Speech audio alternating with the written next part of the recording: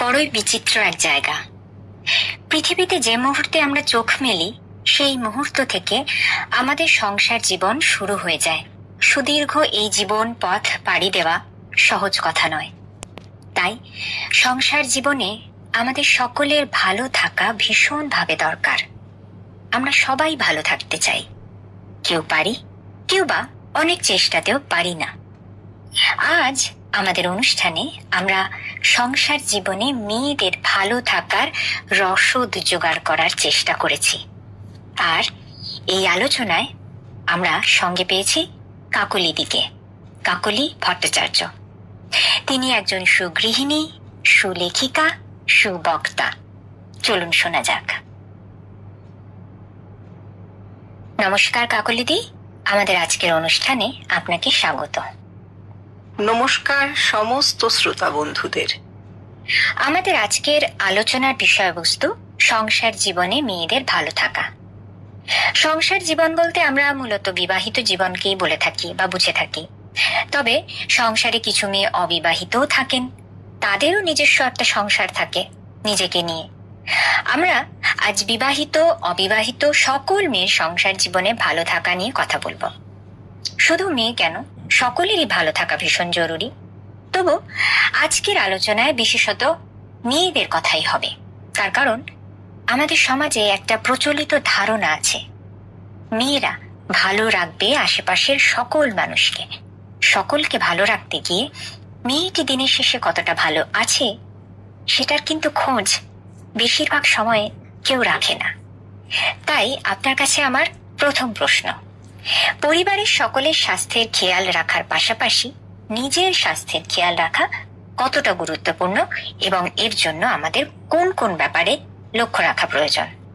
প্রথম যেটা আমাদের কথা, যে শারীরিক স্বাস্থ্য আর পরিবারের সকলের স্বাস্থ্যের খেয়াল রাখা।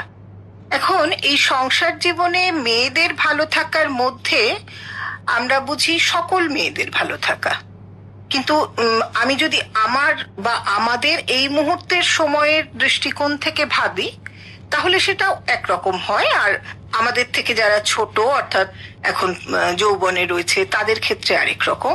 আবার আমাদের থেকে যারা আরেকটু বৃদ্ধ বা পরিণত, তাদের ক্ষেত্রে একরকম। কিন্তু মূলত আমি যে ভাবনাটা নিয়ে এলাম সেটা হলো এই মধ্য বয়সে আমাদের কিভাবে ভালো থাকা যায়। আসলে এই সময়টা আমাদের নানান অসুখ জানান দেয়, শারীরিক নানান ত্রুটি সে ঘোষণা করে। যৌবনে একজন নারীর শরীর জাতীয় হরমোন যেভাবে সাড়া দেয়, মধ্য বয়সে তার কার্যক্ষমতা অনেকটাই কমে যায়। প্রেশার, সুগার, থাইরয়েড, বিভিন্ন রকম রোগ যেগুলো আগে খুব একটা শুনতাম না, সেটা এখন ঘরে ঘরে ছড়িয়ে গেছে। এছাড়া আছে হাঁটু সংক্রান্ত নানান সমস্যা। আসলে শ্রম এবং বিশ্রাম এই দুটো কথা হলো অঙ্গাঙ্গী। বিশ্রামের খুব প্রয়োজন হয়। এই বিশ্রামের ক্ষেত্রে যে জিনিসটা সবচেয়ে বেশি ক্ষতিকারক তা হলো মুঠোফোন। মুঠোফোন আমাদের মারাত্মকভাবে ক্ষতি করে। আসলে চিন্তাহীন একটা সময় যেটা মুঠোফোনে আমরা ব্যয় করি, সেটা বিশ্রামের যে অধিকাংশ সময়টা, সেই সময়টা আমাদের জাগিয়ে রাখে। এর ফলে কি হয়, আমাদের মস্তিষ্কটা চিন্তা শূন্য হয়ে যায়। অর্থাৎ আমরা একটা অলস ভাবনায় পিঠটা বিছানায় ঠেকিয়ে রাখি। এখানে না ইচ্ছে শক্তি কিংবা মনোসংযোগ যেটা, সেটা কমে যায়। এখন বার্ধক্যের সাথে জড়া তো আসবেই, আর বেশি বয়সের শরীরের যে রোগ প্রতিরোধ ক্ষমতা, সেটা আস্তে আস্তে কমে যায়। তাহলে এর থেকে আমাদের উত্তরণের কি উপায়? সবচেয়ে ভালো উপায় হলো ব্যায়াম। ঘরে বসে প্রাণায়াম বা ছোট ছোট যোগ ব্যায়ামের পদ্ধতি নিজের জন্য যেমন ভালো, তেমনি পরিবারের সকলের এই অভ্যাসটা থাকা ভালো। এছাড়া দরকার সুষম আহার। যারা গৃহিণী বাড়ি, তারাই তো প্রতিদিনের খাদ্য তালিকাটা নির্ণয় করেন, যার ফলে তিনি যদি একটি সুন্দরভাবে দৈনন্দিন যাপনের একটা ছন্দ আনেন, অর্থাৎ খাবারের রুটিনটা ঠিক মতো করেন, তাহলে দেখা যায় যে তিনি নিজেও ভালো থাকবেন এবং তার পরিবারও ভালো থাকবে। তাহলে শারীরিক স্বাস্থ্যে আমরা পেলাম বিশ্রাম এবং খাদ্য তালিকা, তার সাথে ব্যায়াম। এগুলো ভীষণভাবে দরকার। বাহ, শারীরিক স্বাস্থ্য প্রসঙ্গ থেকে এবার আসি মানসিক স্বাস্থ্যের কথায়। আমরা বলি শরীর আমাদের মনের আয়না। এহেন গুরুত্বপূর্ণ মনের স্বাস্থ্য ভালো রাখতে মেয়েদের কি কি করণীয়? মানসিক স্বাস্থ্য হলো মনকে ভালো রাখতে গেলে যে উপায়গুলো আমাদের অবলম্বন করা উচিত। আমি আগেও আপনাদের যে কথাটার উপর জোর দিলাম সেটা হলো শরীর চর্চা। মন ভালো রাখতে গেলেও কিন্তু শরীর চর্চা দরকার। হতে পারে আমার কারোর সাথে কথা বলতে ভালো লাগে, কোনো ঘনিষ্ঠ বন্ধুর সাথে ফোন আলাপ, অথবা সকাল বিকেলের আমাদের পার্কে গিয়ে বন্ধুদের সাথে ঘুরতে যাওয়া, বা কিছুক্ষণ সময় তাদের সাথে ব্যয় করা, কিংবা কোনো ভালো লাইব্রেরির মেম্বার হয়ে সেখানে খানিকটা সময় ব্যয় করা, ইত্যাদি সবকিছুই কিন্তু ভালো লাগা। কিংবা ধরুন গাছপালা লাগানো, গাছপালার মধ্যে তো আমাদের প্রাণের সঞ্চার আছে। তাহলে আমি যদি গাছপালা লাগাই তাহলে দেখা যাবে অন্যভাবে আমি প্রাণ স্পর্শ করতে পারছি। এটা কিন্তু আমাদের মানসিক স্বাস্থ্যটাকে ভালো রাখে। এবার পরিবারের মানসিক স্বাস্থ্য ভালো রাখতে আমাদের হবে, পরিবারে ধরুন কখনো বিপদ এলো, তখন তার মুখোমুখি হতে হবে। মানে বিপদ থেকে সরে যাওয়া কিংবা এড়িয়ে যাওয়া, আমাকে তখন পাশে থাকতে হবে। ধরুন ঘরে কোনো কারণে বাদানুবাদ হলো, আমি সেই মুহূর্তে যদি চুপ করে থাকি তাহলে অনেকটা পরিবেশ শান্ত থাকে। পরিবেশ পরিস্থিতি যখন অনুকূলে আসবে, একটা না একটা সময় তো আসে, তখন আমি নিজের মতামত জানাবো। এতে পরিবার এবং নিজের মানসিক স্বাস্থ্য অক্ষুণ্ণ থাকে। আমাদের শরীর পরিশ্রম করে, এটা আমরা করি, স্বেচ্ছাই করি, কিন্তু ততটাই প্রয়োজন বিশ্রামের। ঘুম আমাদের স্মৃতিশক্তিকে ধরে রাখে, আমাদের স্নায়ুতন্ত্রগুলোকে টান টান রাখে, আমাদের মনকে নিয়ন্ত্রিত রাখে। এইভাবে ধরুন দিনে রাতে খাবার পর ঘরে একটু হাঁটাহাঁটি, টিভি কিংবা মুঠো ফোন থেকে তখন নিজেকে সরিয়ে নেওয়া, হালকা কোনো মিউজিক বা গান শোনা, ভালো বই পড়া। মস্তিষ্ক যখন বিশ্রাম পায় তখন তার কোষগুলি জেগে ওঠে, সেগুলো মেজে ওঠে। বিশ্রামের পর সেই মানুষটি দ্বিগুণ সজীবতা নিয়ে কাজ করে। এগুলো কিন্তু রাতারাতি হয় না, মানুষকে অভ্যেস তৈরি করতে হয়, তারপর অভ্যাস মানুষকে তৈরি করে, তাই না? একদম তাই, রাতারাতি কিছুই হয় না। এই যেমন ধরুন সংসারের সকল সদস্যের মন বোঝা, সেই সম্পর্কগুলোকে লালন করা, আরো সুন্দর, আরো অর্থবহ করে তোলা, এসবের জন্য সময় লাগে বইকি। কাকুলিদি, এ প্রসঙ্গে আপনার কাছে জানতে চাইব, সম্পর্কের ক্ষেত্রে বুদ্ধিমত্তা এবং সহানুভূতি কোনটিকে আমরা অগ্রাধিকার দেব? আসলে এই দুটো শব্দই ভীষণ প্রয়োজনীয়। সহানুভূতি হলো এক দৈনন্দিন চর্চা। আমি তাকে সহানুভূতি জানাবো, কিন্তু দেখা যাচ্ছে যে যাকে আমি সহানুভূতি জানাচ্ছি তার কিছু কিছু কাজ ন্যায়সঙ্গত নয়। সেটা দেখে যা হচ্ছে হোক এই ভেবে যদি আমি সহানুভূতি দেখাই তাহলে সেই মানুষটির সমূহ ক্ষতি। এখানে দরকার তখন বুদ্ধিমত্তা। সে যেন আর অন্যায় না করে সেটা আমার দেখা উচিত। সেক্ষেত্রে প্রয়োজনে আমাকে কঠিন হতে হবে। সংসার জীবনে বুদ্ধিমত্তা ভীষণভাবে দরকার হয়। যেমন ধরুন প্রত্যেকটি মানুষের মধ্যে ভালো গুণ আছে, যেমন ধরুন দয়া, মায়া, সহানুভূতি। আবার উল্টো দিকে কিছু খারাপ গুণও থাকে, যেমন লোভ, ঘৃণা, ঈর্ষা। তার মানে আমাদের কাছে অস্ত্র যেমন আছে ঠিক তেমন বর্মও থাকবে। বর্ম কি কাজ করবে? অস্ত্রকে ঠেকাবে। আর 6টি রিপুর মধ্যে সবচেয়ে খারাপ হলো মাৎসর্য, অর্থাৎ ঈর্ষা। তাই ঈর্ষা থেকে দূরে রাখা নিজেকে, এই অভ্যাসটা আমাদের দিনে দিনে তৈরি করতে হবে। আসলে কি জানেন, ভালোবাসার যেমন চাষ হয় তেমন ঈর্ষারও চাষ হয়। দৈনন্দিন জীবনে ঈর্ষা থেকে যত দূরে থাকা যাবে জীবন তার তত সুন্দর হবে। ভালো অভ্যাস যত রপ্ত হবে ঈর্ষা তখন তত দূরত্বে চলে যাবে। এইভাবে আমরা সহানুভূতি এবং বুদ্ধিমত্তার সাথে সংসার জীবনে থাকতে পারি। আচ্ছা, এরপর চলে যাই পরের প্রশ্নে। সংসারের সবার মন বুঝতে গিয়ে, সবার খেয়াল রাখতে গিয়ে আমরা কখন যেন নিজেকে একটু পিছনের সারিতে রাখি। নিজের জন্য সময় বার করাটা অনেক মহিলার কাছেই বিলাসিতা। আপনার কাছে জানতে চাইব, এই নিজের যত্ন বা আজকের ভাষায় সেলফ লাভ, এটা কতখানি গুরুত্বপূর্ণ? সর্বাগ্রে এই কথাটা আমাদের সকলের আগে ভাবা উচিত যে আমি যদি ভালো থাকি তাহলে আমাকে ঘিরে যারা, তারা সবাই ভালো থাকবেন। এই বোধটা যদি আমাদের মধ্যে কাজ করে তাহলে সংসার সুখের হয়।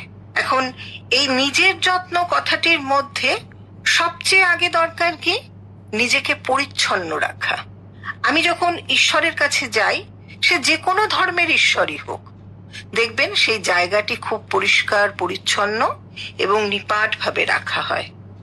তাহলে নিজেকে দেখাশোনার মধ্যে প্রথম কাজ হচ্ছে নিজেকে পরিপাটি রাখা। পরিপাটি রাখলে আমি এবং আমার চারপাশ যেমন পরিষ্কার থাকবে। আমি যদি বহুতলে থাকি তাহলে বহুতল এলাকাটাও পরিষ্কার রাখবো। আর এই যত্নের সাথে সাথে আমরা আরো ভাববো কিভাবে নিজেকে ভালো রাখা যায়। অযথা কারোর সাথে তর্কে লিপ্ত হব না। আমি যদি জানি যে তর্কটা যেটা হচ্ছে সেটা ঠিক পথে যাচ্ছে না, সেখানে চুপ করে থাকাই শ্রেয়। যে পরিস্থিতির ওপর আমার নিয়ন্ত্রণ নেই সে চিন্তা আমি করে কি করব? আর হয় কি, আমাদের জীবনের যে ভীষণ দুশ্চিন্তার ঢেউগুলো, এই ঢেউগুলো আছড়ে এসে পড়ে আমাদের শরীরে এবং শরীর তখন অসুস্থ হয়ে যায়। আর এখানে আবারও যেটা প্রথমে বলেছি, এখানেও দরকার শরীর চর্চা। এক্ষেত্রে ধরুন আমি তো অনেকগুলো পন্থা বলেছি, হাঁটাহাঁটি করা, গাছ লাগানো, বিভিন্ন বন্ধুদের সাথে ঘুরে বেড়ানো, এগুলো যেমন আছে, তার সাথে সাথে আমরা যদি কোনো ভালো যোগ ব্যায়ামের একজন ট্রেনার রাখি এবং সুষম খাদ্যাভ্যাস, তার সাথে বারবার যেটা বলছি, ঘুম ভীষণ ভাবে দরকার। এরপরে ধরুন আরেকটা হচ্ছে এই নিজেকে যত্ন রাখার আরেকটা উপায় হলো ভালো বই পড়া। দেখবেন প্রতিটি লেখকের ভেতরে কিন্তু একজন মননশীল পাঠক থাকেন। যেমন প্রতিটি গায়কের মধ্যে কিন্তু শ্রোতা আছেন, একটা নিবিড় শ্রোতা থাকে। অর্থাৎ এই সবকিছুই হচ্ছে একের মধ্যে বহু জনের বাস। মানে আমরা বলতে পারি এক জীবনে বহু জীবন। সৃষ্টিশীলতা মানুষকে ভালো থাকতে শেখায়। কখনো প্রকৃতির কাছে ছুটে যাওয়া, কখনো বা ঘরের পাশে ঘাসের ওপর যে শিশির বিন্দু আছে সেটাই ছুঁয়ে দেখা, এগুলো তো সবই ভালো থাকার অঙ্গ।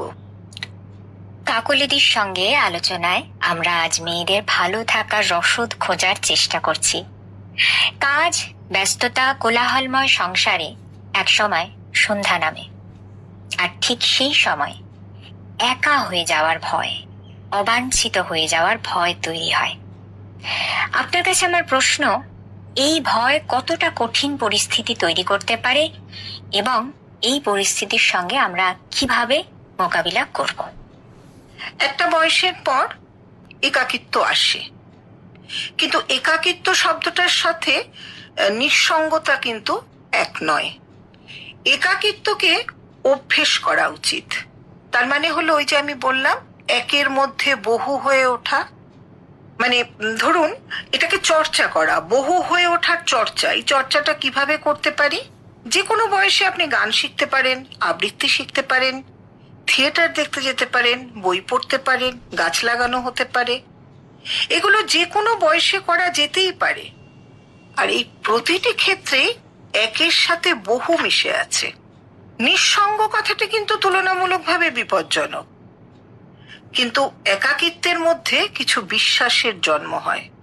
যেমন ধরুন আমরা যদি গীতবিতান খুলি, আমি যখন ছিলেম অন্ধ, এই গানটার মাঝের লাইনে যাই, তখন কবি বলছেন কি, খেলা ঘরের দেয়াল গেথে খেয়াল নিয়েছিলেম মেতে, ভিত ভেঙে যেই এলে ঘরে ঘুচলো আমার বন্ধ। আমি যখন ছিলেম অন্ধ। তাহলে আপনি কি বলবেন, রবীন্দ্রনাথ একা ছিলেন? তাকে ঘিরে একটা বড় গোষ্ঠী থাকতেন, তা সত্ত্বেও কবি কিন্তু কি সুন্দর লিখছেন যে আমরা সবাই একটা খেলাঘর গড়ে তুলি, তার একটা দেয়াল গেঁথে তুলি, আর খুব মনে মনে কল্পনা করি, আমি মেতে থাকি যে আমার এই খেলাঘরটা সুন্দর। কিন্তু এটা পূজা পর্যায়ের গান। একসময় যখন ভিত ভেঙে আমার মনের দরজাটা কেউ খুলে দেয়, তখন আমার সমস্ত বন্ধ ঘুচে যায়। কাজেই একটা বিশ্বাসের জন্ম হয়। তাহলে কোনো কিছু শেখার মাধ্যমে ডুবে যাওয়া, বোধহয় এটাই ঈশ্বর চেতনা। আর এই একাকিত্বকে অভ্যেস করলে ভীষণ ভালো জীবনটাকে উপভোগ করা যায়। মানে ওই যে একের মধ্যে বহু। ধরুন আপনি একটা গাছ লাগিয়েছেন, সে গাছটা যেদিন ফুল ফুটে উঠলো, আপনি একদম চারা গাছ এনে লাগিয়েছিলেন, সে গাছটা যখন ফুলে ফলে ভরে উঠলো, আপনার মধ্যে কিন্তু বহুজনের সমাগম হলো। আপনি কিন্তু আর একা নন, তাই না? এই সত্যি তো, এই একাকিত্বের অভ্যাস করতে হবে একা হওয়ার আগেই। আর আমার মনে হয় কি জানেন, একা থাকলেই বোধহয় আমাদের মনে আত্মানুসন্ধানের ইচ্ছে জন্মায়। আপনার কি মনে হয় সংসার জীবনের সকল কাজের মাঝে নিজেকে চেনার উপায় কি? আমি কে, এই বিশ্ব ব্রহ্মাণ্ড কি, এই যে একটা নিরন্তর খোঁজ, এটার নামই আত্ম অনুসন্ধান। আর এই জন্য আমি বলবো গীতা পাঠ হলো জীবন গড়ার কারিগর। আমরা এটাকে পাঠ না বলে যদি পাঠ্য বলি, শুধুমাত্র একটা জফলা জীবনকে এগিয়ে নিয়ে যায় নির্দিষ্ট লক্ষ্যে। গীতার বাণী শোনার আগে মায়ামুগ্ধ অর্জুন কিন্তু গৃহী মানুষ। সে কিন্তু তখন যুদ্ধ করতে চাইছে না। স্বয়ং কেশব তাকে দেখালেন তার বিশ্বরূপ। তিনি দেখিয়ে বললেন, তুমি কি করছো? তুমি তো নিমিত্ত মাত্র, যা হওয়ার হয়ে আছে। অর্থাৎ এই মোহের চোখটা হলো গৃহীর চোখ, কিন্তু একে বশ করা যায়, যেটা শ্রীকৃষ্ণ বলছেন। কিভাবে বশ করব? অভ্যাস আর বৈরাগ্য। আসলে আত্ম অনুসন্ধান কি জানেন? আত্ম অনুসন্ধান হলো দর্শন। আমি কে, তার উত্তর কে দেবে? মানুষ যখন নিজেকে খোঁজে, মন স্থির করে নিজের খোঁজে, তখন একটা একাগ্রতা, এই একাগ্রতাটা ভীষণ দরকার হয়। কোথাও নিজেকে একদম একলা করে কোনো একটা সঠিক জায়গার উপর আমার মনটাকে স্থির করা। এরও সবচেয়ে ভালো উপায় বই পড়া। এক জীবনে তো আমাদের সকলের সাথে সাক্ষাৎ হয়ে ওঠে না, না? একজন দার্শনিকের সাথে সাক্ষাৎ, অথবা একজন চিন্তাবিদের সঙ্গে সাক্ষাৎ, অথবা একজন বৈজ্ঞানিকের সাথে সাক্ষাৎ, এগুলো আমাদের হয় না। কিন্তু এক একজন লেখক বা এক একটি ভালো বই আমাদের শব্দের মধ্য দিয়ে আমাদের চেতনাকে জাগ্রত করে। আর তখনই আপনি আপনার জীবনের দর্শন খুঁজে পাবেন। প্রকৃষ্ট উদাহরণ হিসাবে আমি বারবার বলি যেটা, গীতবিতান এবং কথামৃত। এই দুটি বই আমাদের আত্ম অনুসন্ধানে সাহায্য করে। আপনি যদি কথামৃত পড়েন, তাহলে দেখবেন এটাই আপনাকে কাউন্সেলিং করছে। প্রতিটি মানুষ যখন কথামৃত পড়ে, তখন তার জীবনের সবকটা দ্বার খুলে যায়। নিজের কাছে নিজের অবিরত প্রশ্ন ঘুরতে থাকে। আর প্রতিটি নারী হয় গাছের মতো, সারাক্ষণ পরিবেশে সে অক্সিজেন দিয়ে যায়। আসলে আমরা কোথাও পৌঁছে যেতে চাই না, জানেন? একটা পাহাড়, সেটা পেরিয়ে আরেকটা পাহাড়, আবার পাহাড়। আমাদের প্রত্যেকের মনের মধ্যে একটা দুরন্ত মন আছে। সেটা কখনো দীর্ঘ হাইওয়ে, সেটা কখনো বনবাংলো, সেটা কখনো বৃষ্টিমুখর দিন। সার কথা কি জানেন? তুমি কোথাও পৌঁছানোর চেষ্টা করো না, তোমার লক্ষ্যটা স্থির থাক, না হলে তুমি দিশাহীন হয়ে পড়বে। তুমি কেবল তোমার যাত্রাটা উপভোগ করো, যে পথে তুমি চলেছ, আনন্দ করে এগিয়ে চলো। আমরা মেয়েরা সবাই আলোর পথযাত্রী। আমরা মানুষের জনসমুদ্রে সবাই কিন্তু একা। তাই প্রকৃতির কাছে আমরা বারবার নতজানু হই। প্রতিদিন একটা মানুষ একটু একটু করে তার উত্তরণ ঘটে। নিজস্ব জীবন চরিতের মধ্য দিয়ে, এই অভ্যাসের মধ্য দিয়ে একটা পার্থিব এবং অপার্থিব জগৎ গড়ে ওঠে। আর এই অপার্থিব জগৎটাকেই বলে আত্ম অনুসন্ধান। রবীন্দ্রনাথ বলছেন, সহজ হবি, সহজ হবি, ওরে মন সহজ হবি। কাছের জিনিস দূরে রাখে, তার থেকে তুই দূরে রবি। কেন রে তোর দুহাত পাতা, দুহাত পাতা, কেন রে তোর দুহাত পাতা? দান তো না চাই, চাই যে দাতা। সহজে তুই দিবি, যখন সহজে তুই সকল লবি। ওরে মন সহজ হবি, সহজ হবি। আজকে আপনার মূল্যবান সময় থেকে আপনি আমাদের এত কথা বলেছেন, আমরা অনেকখানি সমৃদ্ধ হয়েছি। কাকলিদি, আপনাকে আজকের অনুষ্ঠানে যোগদান করার জন্য অসংখ্য অসংখ্য ধন্যবাদ। ভালো থাকবেন। নমস্কার আমার শ্রোতা বন্ধুদের, সবাই ভালো থাকবেন।